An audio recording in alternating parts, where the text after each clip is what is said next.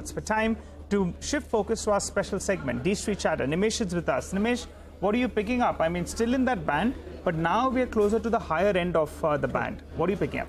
You know, Nigel, as you rightly pointed out, we are at the upper end of this band, but the action has picked up. You know, It's an actionable day, so to speak. The volumes are on the higher side. There is a lot of participation from the larger institutions as well. The flows are both ways, but still, you know, it's biased towards positive, and that bias is largely in the financial name. So that's the overall feedback as far as flows are concerned. But I guess today the big sector or the big talking point is the Gujarat-based companies.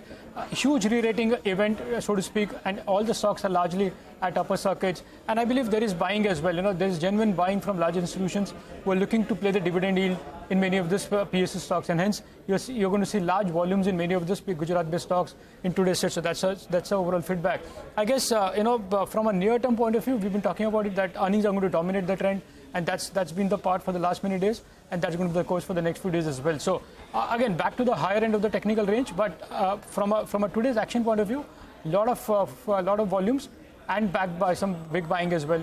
And that financial buying continues. As you started off by saying it's an actionable day, right? There's plenty of action that we're seeing many stocks flying around. Yeah. But individual stocks, what are you picking up? So in terms of individual names, the first stock on my list is Shriram Finance. In a good market, that stock is under pressure today, down 3%. I guess one of the key reasons is there is a strong buzz of a large block deal coming in Shriram Finance very soon.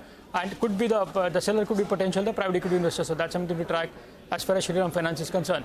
The second stock is AU Small Finance Bank. Strong numbers, but I guess the guidance was slightly weak, and there is strong selling flows as well at a leading FIDs. So the delivery volumes are going to be quite high in AU Finance in today's trade. The third stock is Dishman Carbogen. This is an interesting stock. Quietly, this stock is up 15% this month.